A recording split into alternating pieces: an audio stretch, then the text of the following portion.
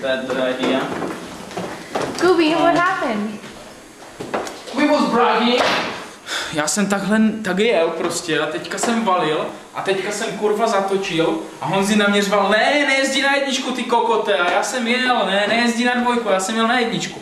Ne, já jsem jel na dvojku, jenomže on je debil a on si myslí, že dvojka to jednička tomu pomůže. Nechápu princip. Ale asi zastavíš ty blbečku, vole, rozhledej se nad tím, ne? Nejsem úplně debil snad. Si najedeš. No, ne, jediná chyba, to je úplně jedno, jestli jedeš na jedničku nebo na dvojku. Záleží na tom, jak si najedeš. Jak si najedeš, prostě jsem kokot. Ne, jo, víš, co mi řekl? Že měl jsi na jedničku, to bys nenarazil. Jo, pitla. Já jsem úplně vyjebaný, jako když si nejdeš, tak? Ano, kdybych si najel schopně, tak kdyby si jel na jedničku. Je úplně jedno, tak musíš zastavit třeba, ale třeba na pětku, třeba na pětku, když si najedu schopně, jak třeba na pětku. Jo, jenže jsi debil a najel jsi na to debil, jak kdyby se zastavil, ještě jsem tě, všichni to ale zase viděli. Nepomůže. Všichni to viděli, bro. Nepomůže, je to úplně jedno. Podstatné je si dobře najet, prostě jsem si debilně najel. Jsi špatně najel, no.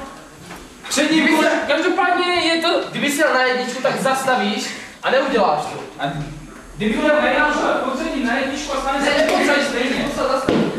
Aha, dobře, zastavím, pojedu stejnou dráhu a normálně to stejně a jedničku. Wow. What are they fighting about? No.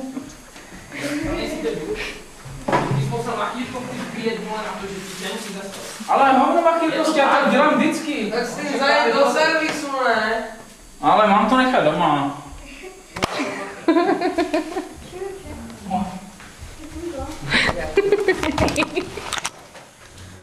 Kubi, what happened? Fuck. Shit, fuck and fuck again. Why? I'm a fucking douche. And douche away anyway.